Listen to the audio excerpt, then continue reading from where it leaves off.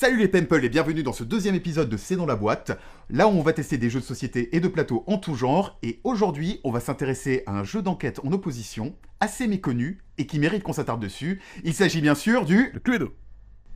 Non. Ce serait complètement con.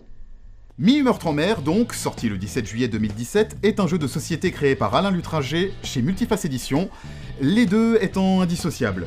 En effet, en 2014, Alain Lutringer, alors consultant culturel, est aussi chanteur dans un groupe pop-rock funk nommé Black Sun, mais surtout amateur chevronné de jeux de société, fonde Multiface Éditions afin d'étancher sa soif de création. Leur première production, Alza Ludo, obtiendra la médaille d'argent au concours Lépine européen en 2014. Il s'agit d'un jeu d'énigmes sur le patrimoine alsacien, avec une première boîte thématique sur les châteaux forts et les traditions alsaciennes, très vite complétée par une autre boîte sur les musées d'Alsace, ainsi que la faune et la flore. Ouais.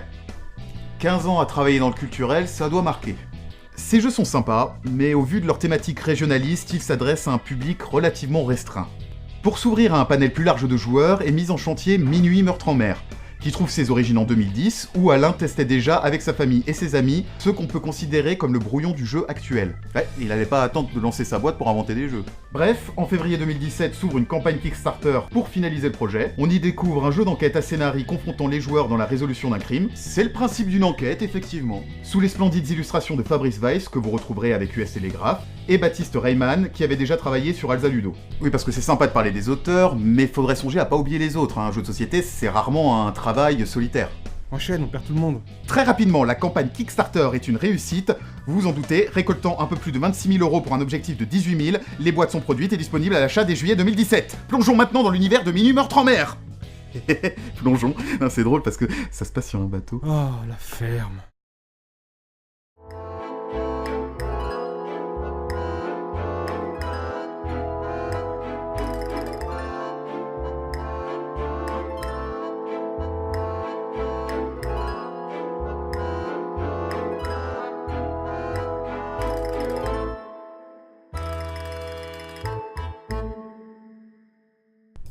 C'était un de ces jours caniculaires qui vous font gamberger. Mais dans mon métier, on apprend vite à garder la caboche au frais. Mais je vous ai même pas dit ce que je faisais, au fait. Je suis en privé. Un détective, quoi. Et là, je me retrouvais embarqué à bord d'un rafio pour assister au congrès annuel des enquêteurs. Les monologues des autres détectives s'alliaient à la chaleur assommante, alors que j'écoutais d'une oreille distraite les radotages du vieux lieutenant de police sur scène. Le cadavre de sa femme sous un abat-jour. Donc elle avait été abattue en plein jour et se retrouvait sous un abat-jour. Sous un abat-jour. C'est un abat-jour qui se met en cadavre. Mon Dieu, c'est affreux. Non, c'est... L'occupant de la cabine VIP vient d'être retrouvé mort dans ses appartements ce matin. Il y a une petite dame en dessous. Oh, Elle avait été tuée. je viens de vous annoncer qu'il y avait un meurtre là. Ce serait pas plutôt l'affaire du commissaire de bord? Eh ben, Tu préfères rester là et comme elle écouter était Steve? tuée pendant la journée, on avait mis le cadavre sous l'abat-jour. Pas faux. Bon, au premier qui trouve le coupable, C'est un on se abat-jour. retrouve ici? Enfin, Ça marche. vous l'avez pas. Non, je suis sûr que vous l'avez pas. Ouais, c'est pas grave. La partie va maintenant pouvoir commencer. On choisit l'un des 20 scénarios qui vont des plus simples Non, c'est pas moi. aux plus complexes.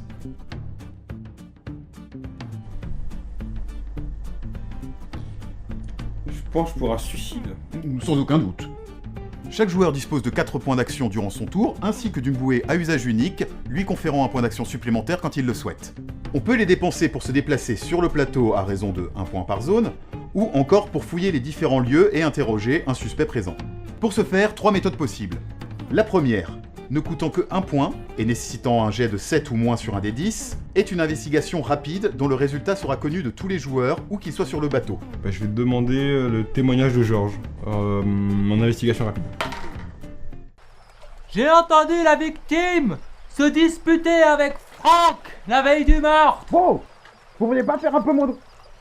Attendez, quoi? Avantage, ça permet de trouver des pistes en début de partie, mais l'inconvénient, c'est que vous risquez de livrer des informations capitales aux autres joueurs. Moi, je vais fouiller la cabine en rapide. Nous informons nos passagers qu'un couteau ensanglanté a été retrouvé dans la cabine VIP. La deuxième, L'investigation discrète coûte 2 points et nécessite également un jet de dés de 7 ou moins. La différence est que le joueur lit le résultat de son investigation dans le livret d'enquête et le garde pour lui. L'investigation minutieuse est la troisième méthode et est la même que la précédente, si ce n'est qu'elle réussit automatiquement, ne nécessitant pas de jet de dés, et qu'elle coûte 3 points d'action. Alors il existe une règle optionnelle qui vous permet, en cas d'échec sur un jet de dés, de faire une réussite automatique si jamais vous retentez exactement la même investigation durant le même tour. Et je vous conseille très fortement de jouer avec cette règle si vous voulez éviter des situations particulièrement gênantes. Je vais interroger Franck en discret. Ah, Franck, vous tombez bien, je voulais vous demander Franck ? J'ai dit que j'interrogeais Franck. Franck, vous m'aviez pas vu la première fois, je voulais vous demander si... Et là, le jeu donne le vertige. En plus des 24 lieux répartis sur 10 zones, on peut interroger chacun des 12 suspects sur son alibi, son témoignage et son mobile, ce qui donne en tout 60 informations différentes, pouvant aller du... Je sais pas. au... Ah, quelle soirée, je vous jure, j'étais au piano-bar, en train de me remettre de mes émotions après le vol de ma boîte à bijoux.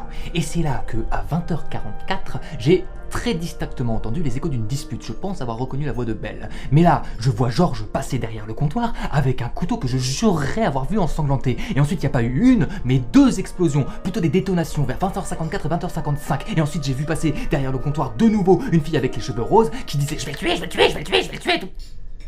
Vous voulez que je reprenne ?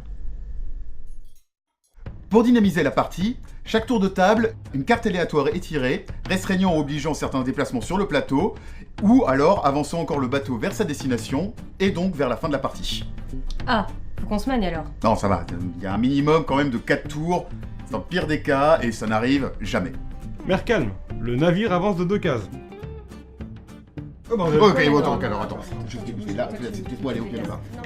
Quand on tire une carte, on déplace également aléatoirement le commissaire de bord dans l'une des 10 zones de jeu, empêchant toute forme d'investigation dans son entourage. Je vais interroger Lionel. Ah mais tu peux pas. Il y a le commissaire de bord. Laissez les passagers tranquilles. Bon bah, je vais fouiller la cabine de... Tu peux pas. Il y a le commissaire de bord. Oh, vous m'emmerdez, hein. Tu vas où? Aux toilettes.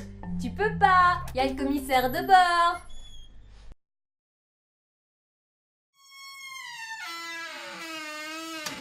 Son emplacement est aléatoire, mais vous verrez, il est toujours au mauvais endroit. Alors je fouille les cabines des passagers. Tu peux pas, il y a le commissaire de bord. Oh mais il m'emmerde. C'est bon, je suis tranquille. Ça ne marche pas comme ça. Nouvel événement. Agression, le commissaire de bord a été assommé. Il gênait sûrement quelqu'un. Je sais. Petite limite du jeu et de son interface textuelle, il n'y a pas de description physique des personnages. Dans la grande majorité des cas, ça n'a pas d'importance, mais parfois, si. Ouais, je cherche une fille aux cheveux roses depuis tout à l'heure. Ok, j'ai déjà interrogé Christina sur son alibi et son mobile. Je vais l'interroger sur son témoignage. Désolé. Je sais rien. Christina passa sa main dans ses cheveux d'un rose envoûtant. Ben quoi? Une partie dure en moyenne entre 1 heure et 1 heure et demie, et s'achève soit à l'arrivée du bateau au port, soit quand un joueur pense avoir trouvé la solution de l'énigme. Oula, moi je vais y aller. Tu veux mettre fin à la partie? Non, c'est bon, j'ai mis mes suppositions sur la fiche. Ça marche. Mettre volontairement fin à la partie peut être à double tranchant.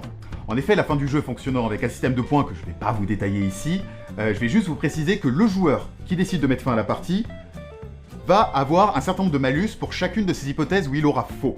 Ce qui donne une occasion aux autres joueurs de gagner avec leur propre hypothèse à eux. En sachant qu'il faut trouver, bien sûr, le coupable, la moindre des choses, le modus operandi et surtout le mobile. Et là, c'est très très précis. Mise en situation. Oui, je l'ai tué. Pour me venger de la dette qu'il avait envers moi et qu'il n'avait jamais honorée. Pour me servir dans son portefeuille. Sur son cadavre encore chaud. Dans ce cas-là, le mobile est-il A. le vol, B. la dette, ou C. la vengeance? Arrêtez de tuer les passagers. J'adore ce jeu. Son principal point fort, déjà, c'est son écriture. Vu qu'il s'agit de scénarios écrits à l'avance, on va retrouver une véritable logique à travers toutes les pistes que l'on va suivre. Parfois, on va se faire piéger par le jeu en suivant une mauvaise. À cela, on rajoute aussi la compétition entre les joueurs. On va faire particulièrement attention à leurs réactions quand ils reçoivent des informations. Et de là va naître la possibilité de les induire en erreur en jouant l'étonnement devant une information banale et une forme de lassitude devant un indice capital. Et le meilleur, c'est que contrairement à un autre jeu que je ne nommerai pas, le hasard est quasiment absent. Ce qui me laisse toutes les chances de gagner à coup de raison et de logique. C'est pourquoi j'accuse Christina. Elle lui a fracassé le crâne pour lui dérober ses diamants. Oui, je pense aussi. Il a dit quoi, Sofiane? Écoute ça. En fait, on s'en fout de la fille aux cheveux roses parce qu'il s'est fracassé le crâne tout seul en tombant parce qu'il était bourré. Bon, en même temps, il a quitté la partie avant nous. On peut pas lui en vouloir s'il se Il a trompe. raison. Quoi? Regarde.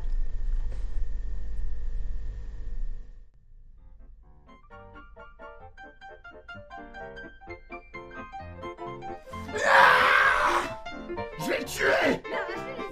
Il est où? Je vais le choper, je vais le Ah, mais de toute façon, c'est ta faute, tu sais pas jouer, quoi. Bonjour. Ah, mais c'est maintenant que t'arrives, toi. Je suis désolé, je suis un peu à la bourre. Veuillez laisser les joueurs tranquilles, s'il vous Et plaît. bah du coup, c'était un abat-jour. On sert la mer, ce putain de conservateur. Laissez-moi tranquille. Je suis pas venu ici pour Enfin, souffrir. merci pour l'invitation.